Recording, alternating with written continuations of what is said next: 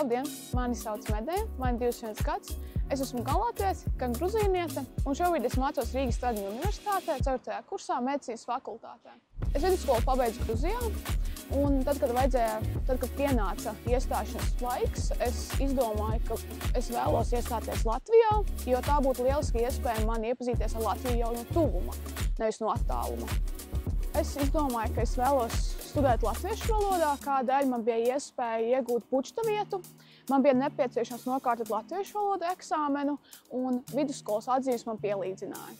Tad, kad es pirmoreiz atbraucu uz Latviju, protams, bija izaicinājumi, jo es nebiju saskarusies ar tik daudz latviešiem ārzemēs, un vajadzēja nedaudz pielāgoties šim, ka viņi, protams, nedaudz citādāk runā nekā Gruzijā, piemēram, uzauguši jaunieši.